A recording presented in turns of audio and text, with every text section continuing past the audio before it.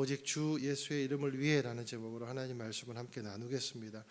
여러분 보신 이제 21장부터는 3차 전도 여행을 완수한 바울이 이제 예루살렘 그리고 이제 로마로 가는 그런 과정을 기록을 하고 있습니다.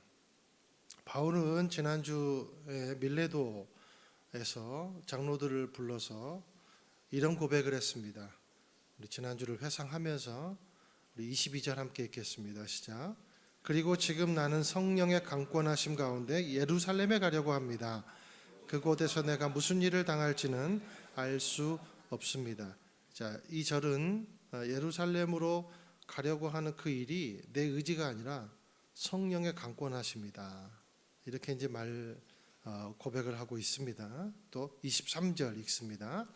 오직 내가 아는 것은 어떤 도시에 가든지 감옥과 고난이 나를 기다리고 있을 것을 성령께서 내게 증거해 주실 뿐입니다.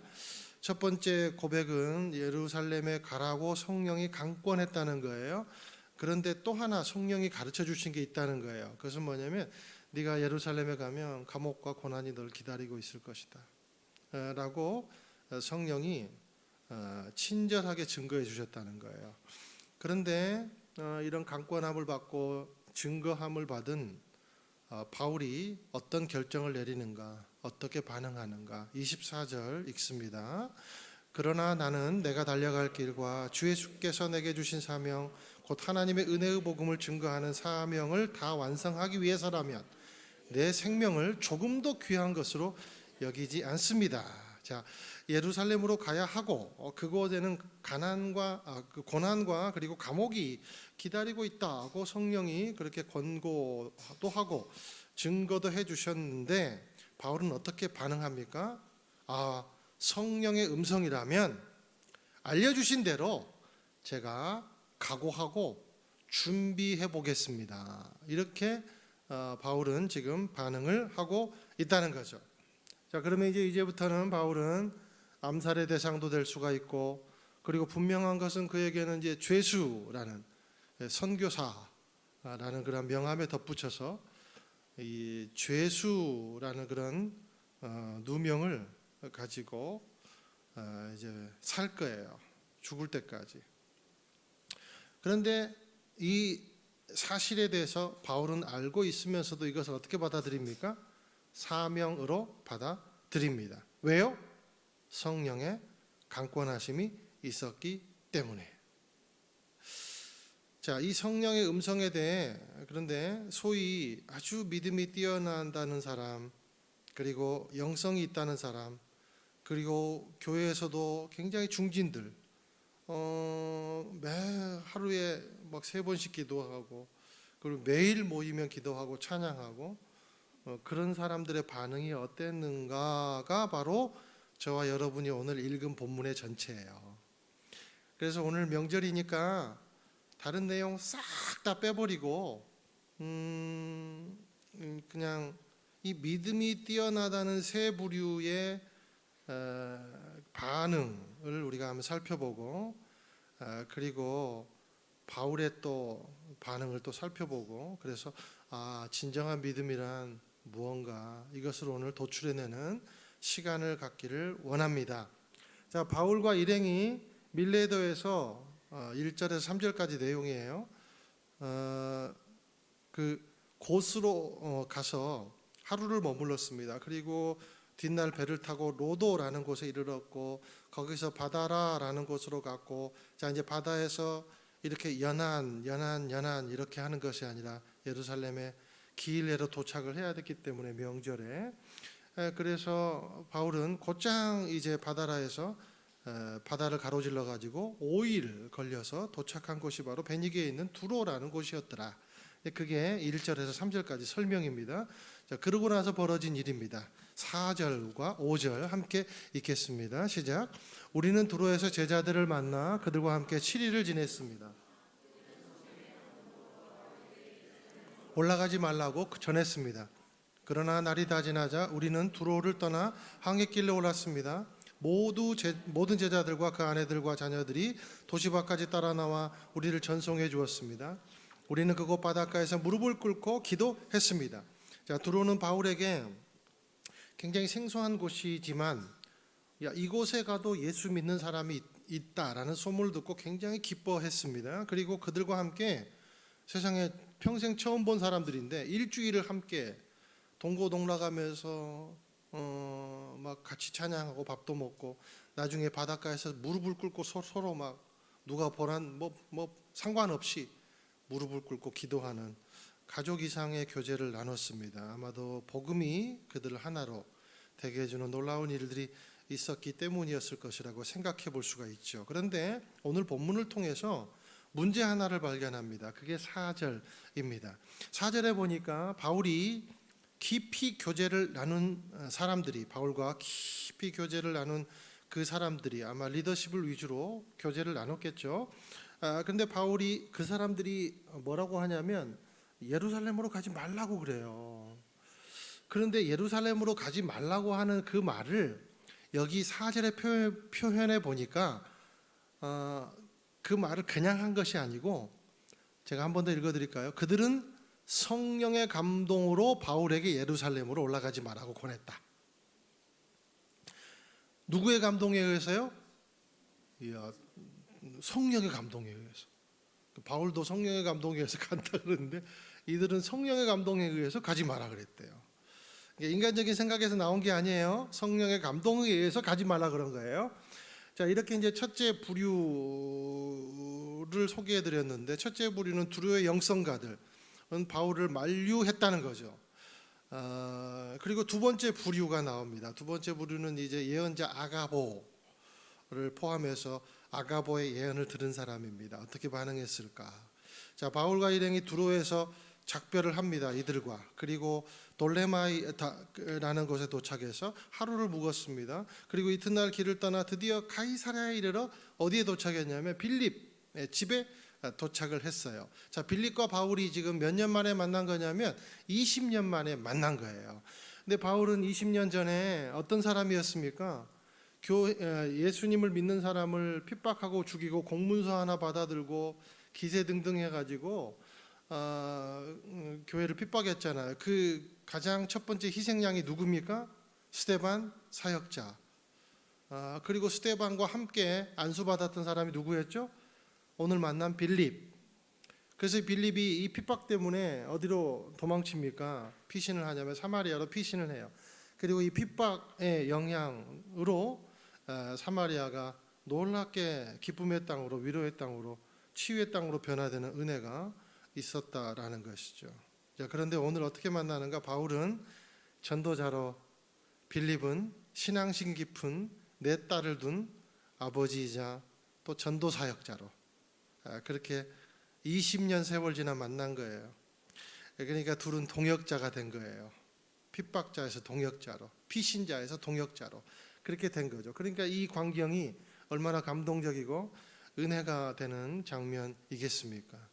이 장면을 가지고도 우리가 참 많은 것을 묵상해 볼 수 있겠는데, 오늘 초점은 그게 아니니까 넘어가고 10절, 11절 함께 한번 읽어보실게요. 시작.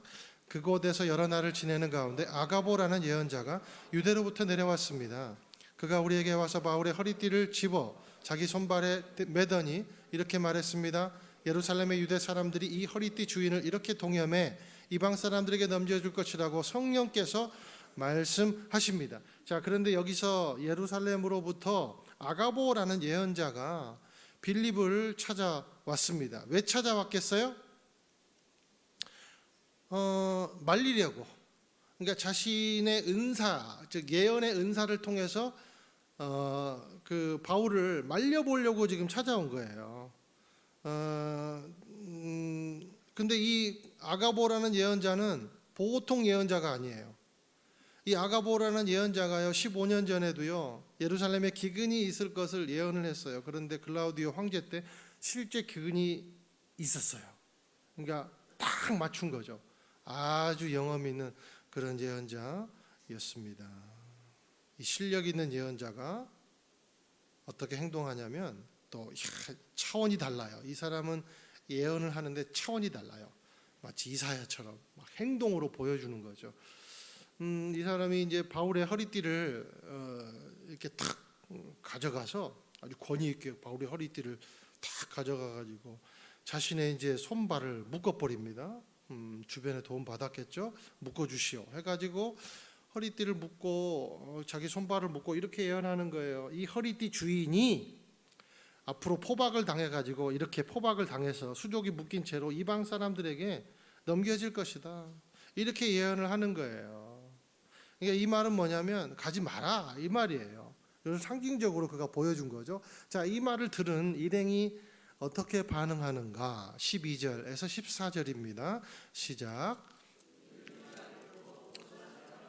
바울에게 예루살렘에 올라가지 말라고 간곡히 권했습니다. 그러자 바울이 대답했습니다. 왜 여러분은 울면서 내 마음을 아프게 합니까? 나는 주 예수의 이름을 위해 예루살렘에서 붙잡힐 것은 물론 죽을 각오도 돼 있습니다.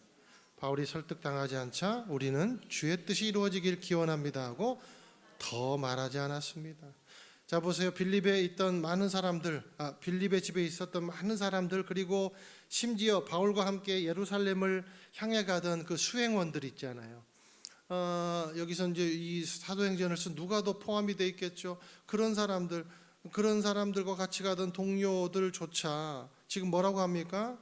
바울이 예루살렘으로 가지 말라고 간곡히 충고를 하는 것입니다. 그런데 제발 가지 마세요, 가지 마세요, 가지 마세요 이 말만 막 365번 반복했을까요? 뭐라고 말했을까요? 가서 죽느니 바울 선생님 생각해 보십시오. 당신이 지금 이방 땅에 가가지고 전도한 사람이 얼마입니까? 가는 데마다 기적이 일어났지 않습니까? 그런데 왜 여기서 멈추려고 그럽니까? 차라리 이방 땅으로 다시 돌아가가지고 선교사님이 복음을 전하면 하나님 나라에 더 영광이 되지 않겠습니까? 그게 하나님의 뜻이에요. 그렇게 말해주는 거예요. 성령이 이렇게 2번, 3번 보여주는 이유가 뭐겠습니까? 가지 말라고 보내주는 겁니다. 손해보는 일 하지 말라고 보내주는 거예요 라고 해석하고, 아가보라는 예언자가 이 땅까지 왜 왔겠습니까? 가지 말라고 온 거지. 강력하게 주장을 하는 거예요. 그러니까 바울이 이 얘기를 듣고 왜 나를 자꾸 아프게 합니까? 죽을 각오도 돼 있는 내 심사를 자꾸 복잡하게 만들지 마세요. 나는 성령의 강권함을 받고 이미 증거도 다 받아서 그 내용은 내가 누구보다 잘 알고 있습니다. 그러니까 이 사람들이 뭐라고 말합니까? 주의 뜻이 이루어지기를 원합니다. 무슨 말이에요? 안 가는 게 주님 뜻인데 어쨌든 주님의 뜻은 이루어질 겁니다. 이렇게 지금 말하는 의미죠. 이게 2번째 부류의 반응입니다. 이제 마지막 3번째 부류가 나옵니다. 자, 이 사람들도요 보통 신앙인이 아니에요. 엄청난 신앙입니다. 여러분, 이 사람들은 예루살렘의 장로들, 그리고 예루살렘에 살면서 그 유대 율법에도 아주 능통하고, 그리고 믿음도 좋은, 그러니까 이방인들과 다르게 양날개를 가진 사람들이에요. 그러니까 얼마나 영성이 뛰어났겠어요. 성경도 많이 알고 기도도 많이 하고. 이 사람들은 하루 3번 이상씩 기도했거든요.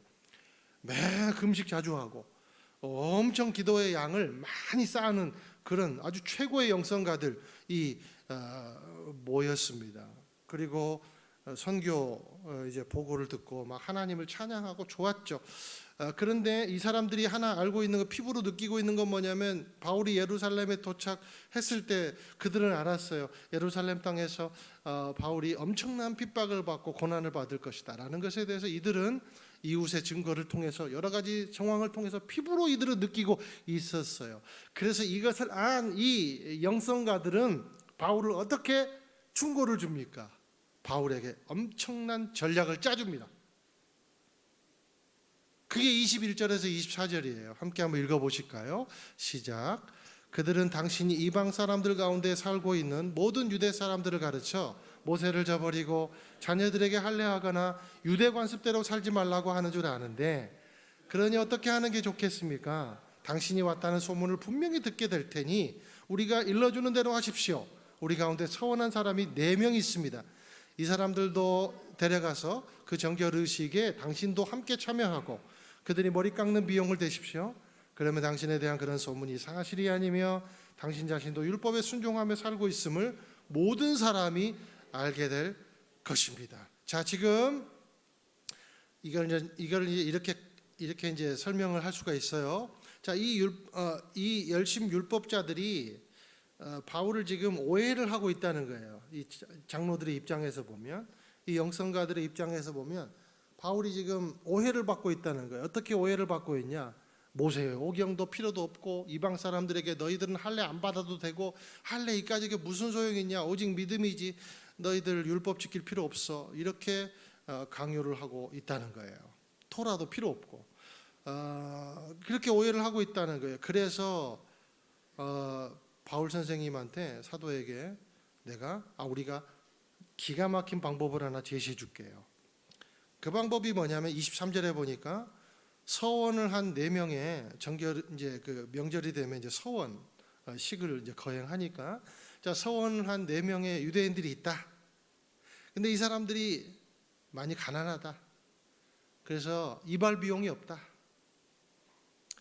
그래서 정결 의식을 행할 때 이제 이런 뭐 예물도 주고 드리고 이발도 해야 되는데 그런 비용이 너무 가난해서 없으니까 바울이 헌금도 갖고 왔으니까 후원해 주라.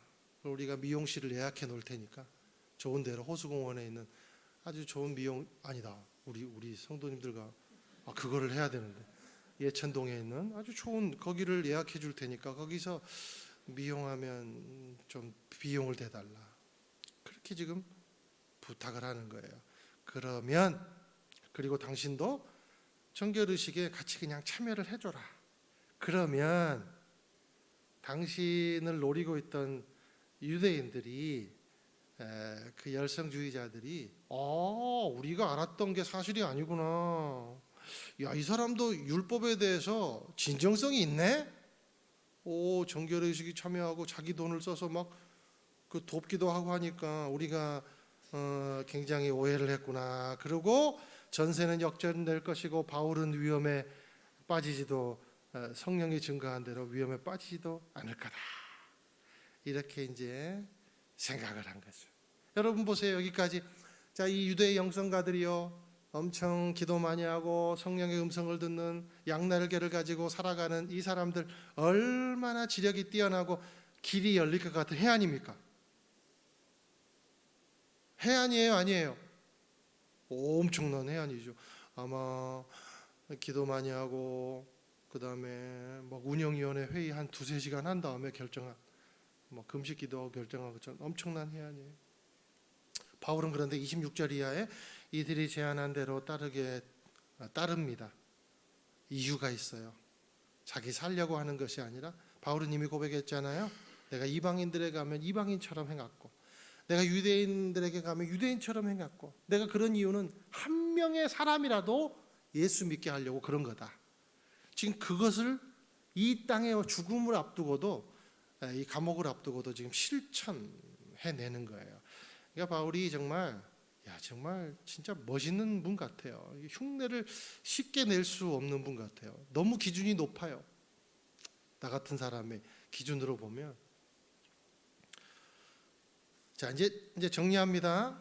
이제 오늘은 포커스가 여기니까. 자, 첫째 부류, 두로의 사람들 성령의 감동으로 바울을 만류했습니다.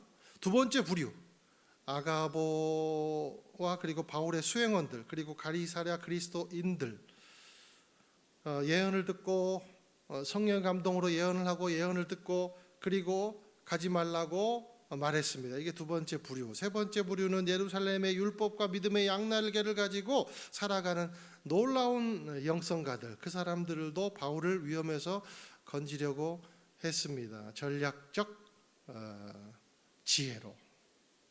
누가 옳습니까? 다 옳지 않아요. 왜냐하면 이들 모두가 다 편의주의적 신앙에 사로잡혀 있기 때문에. 편의주의적 신앙, 이게 무서운 거예요. 오늘 단어를 기억하세요. 편의주의적 신앙. 자, 첫째 부류는 성령의 음성을 편의대로 해석합니다. 두 번째 부류는 예언을 듣고 자기 방식대로 편의로 풀이해서 바울을 흔들어 놓습니다. 세 번째 부류는 조금 달라요. 머리 좋은 분들이니까 전략적 편의주의로 바울의 마음을 힘들게 합니다. 다 뭐가 들어있어요? 편의주의. 그럼 편의주의라는 게 뭔가? 편의주의는요, 성령의 음성을 듣고 순종해 준비하는 사람이 아니라 자기 편의대로 해석하고 피해가는 것이 편의주의적 신앙이다라는 것이죠. 자, 고난이 있을 것이다, 감옥이 기다리고 있을 것이다라는 것을 누가 가장 먼저 들었어요? 바울이 가장 먼저 들었어요. 그 사람이 당사자예요. 그런데 그는 왜 다릅니까? 바울은 예루살렘으로 가라는 명령을 받고 준비를 하고 각오를 했고, 다른 사람들은 같은 성령의 음성을 듣고 가지 말고 피해라는 쪽으로 해석을 지금 한 겁니다. 그러니까 두 개가 대립되고 있어요. 각오하고 준비해야 한다와 고난이 있으니 일단 피해야 한다가 부딪히는 거예요. 지금 그것이 다 세 번째까지 만나는 모든 사람마다 이 두 가지로 지금 부딪히는 거죠. 그런데 놀랍게도 이런 편의주의적 신앙이 우리에게도 있다는 거예요. 이제 마지막 우리를 살펴봅시다. 우리에게도 이런 게 있다는 거예요. 저 목사 진짜 오랜만 명절에 왔는데 왜 저런 또 우리 마음을 불편하게 하나. 사랑하니까. 여러분, 누군가 다른 사람이 이 목사는 나를 사랑하지 않아 그렇게 누군가 말하면 그 사탄의 음성이니까 믿지 마십시오. 사랑합니다. 어찌 감히 하나님이 주신 귀한 분들인데 안 사랑할 수 있겠습니까? 죄죠. 그래서 말씀드리는 거예요. 명절에 흔들리지 말라고, 정확하게 가라고. 우리도 믿음의 삶을 살면서 나에게 편안을 주고 이득을 주고 만족을 주어야 그것이 복이라고 하나님의 뜻을 곡해한다는 거예요. 그게 우리 마음속 깊은 곳에 있다는 거예요. 나는 있어요. 그게 있어요. 송곳처럼 올라와요. 고난은 회피하고 축복은 받아서 누리자. 이것이 이런 신앙이 바로 편의주의적 신앙이다라는 겁니다. 무슨 일이 잘 되거나 뜻한 것보다 더 일이 잘 풀리거나 자녀들이 좋은 학교를 들어가서 고통도 겪지 않다거나 무탈하고, 그게 우리는 복의 정점인 줄 알아요. 그리고 그것을 하나님의 뜻으로 우리는 착 수용하고 받아들입니다. 그러면 그렇지 않은 사람 뭐가 돼요? 바울 같은 사람 뭐가 돼요? 지지리도 복 없는 사람 되는 거죠. 고난 회피형 신앙을 다른 말로 회피 편의주의적 신앙이다. 근데 여러분 생각해 보세요. 가만히 생각해 보면 우리는 이렇게, 우리 뇌는 편리주의적 구조로 돼 있거든요. 복잡한 것을 싫어해요. 우리 삶도 마찬가지예요. 근데 주님의 뜻은요, 그렇기 때문에 우리의 뜻과 아주 많이 벗어날 때가 많다는 거예요. 인정하셔야 돼요.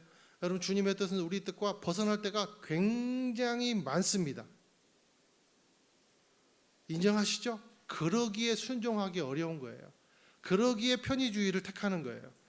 유리할 때 덥석 물고, 불리할 땐 뱉어내고, 편할 땐 받아들이고, 불편하면 하나님의 말씀을 핑계해서 이건 하나님의 뜻이 아니다라고 거룩하게 포장하는 거죠. 그래서 내가 하나님께 속해야 되는데, 내가 주인이에요. 그래서 내가 사장이고, 그래서 하나님 날짜 정해가지고 면접 보는 거예요. 앉아보세요. 안을 들고 와 보세요. 하나님은 오직 한 안밖에 없거든요. 우리에게 소망을 주고 그리고 상 주시려는 것. 근데 그 과정은 하나님밖에 모르죠. 근데 우리는 살펴보고 좋은 것을, 하나님이 내가 갖고 온 안이 5개 있는데 그것도 내가 정한 거예요. 그리고 네 번째가 마음에 드네. 첫 번째는 아니야. 그리고 하나님, 나 이것으로 선택할 거니까 하나님 합격 땅땅땅. 그리고 내일부터 출근하세요. 그게 하나님을 대하는 우리의 편의주의적 신앙이다라는 거예요. 여러분, 하나님 의자에 많이 앉혀봤습니까? 나는 그랬어요. 자, 핍박과 환란이 있다는 것 여러분이 안 가르쳐줘도 누구보다 내가 더 잘합니다. 그러나 나는 회피할 수 없습니다. 회피가 아니라 준비가 나의 믿음입니다. 회피가 아니라 뭐예요? 준비가 나의 믿음이다. 이것이 바울의 사명인 거예요. 이게 바울의 신앙인 거죠. 자, 우리는요 늘 감당하기 쉬운 것만 딱 선택해서 이게 하나님 뜻이라고 포장합니다. 그리고 그건 불순종이에요. 근데 진짜 믿음은요 자기 이익, 기쁨과 상관없이 순종하는 거예요. 여러분 명절에 우상에게 절하지 마십시오. 편리주의입니다. 그 가족도 건지고 우리 가족도 건져야지. 그거 아닙니다. 그것에 감동받지 않아요. 믿지 않은 사람은.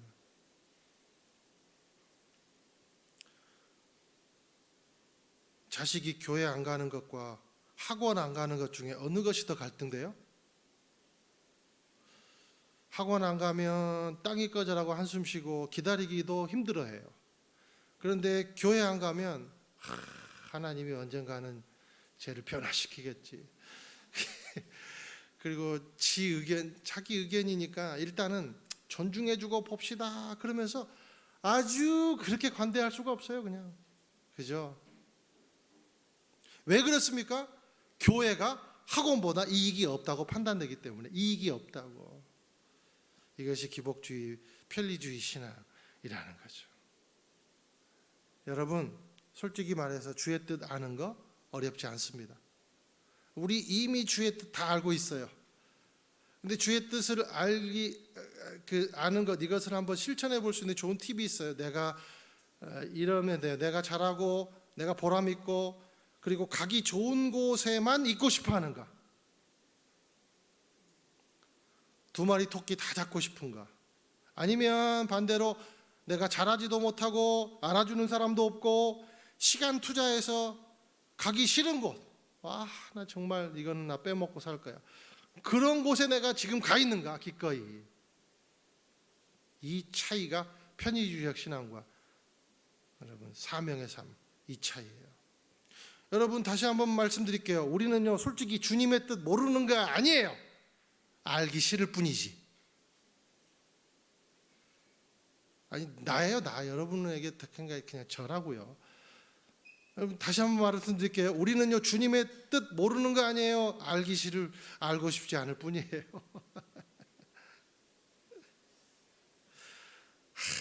명절날 힘드시죠? 고난을 피하는 데만 영역을 쓰고 말씀을 적용하고 지각을 쓰면 인생은요 힘들어져요.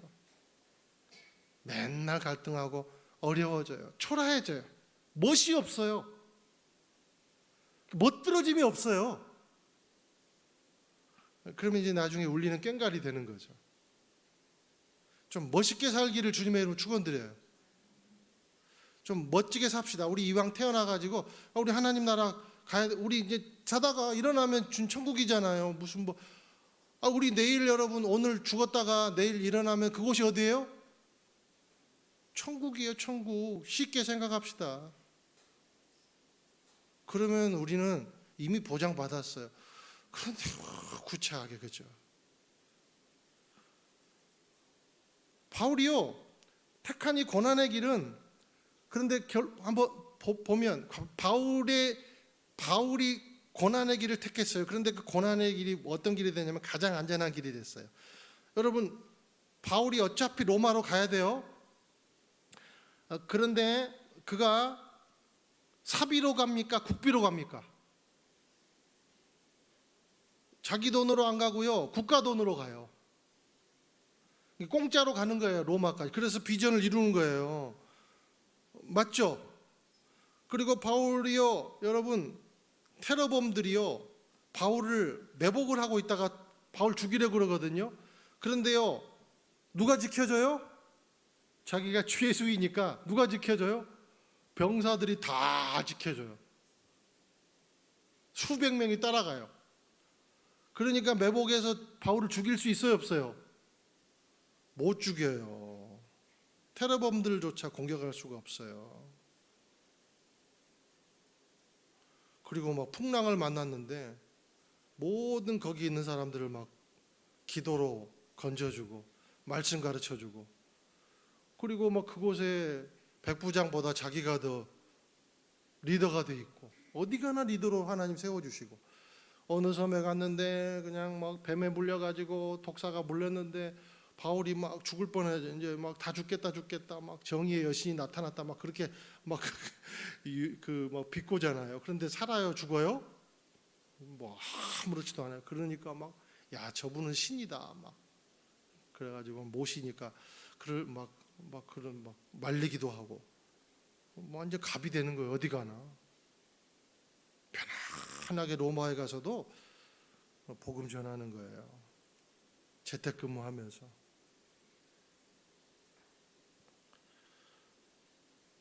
편리에 의해 가는 길이 아니라 순종과 믿음에 의해 가는 길은 이런 차이라는 거예요. 하나님 보실 때 시원한 삶이라는 거예요.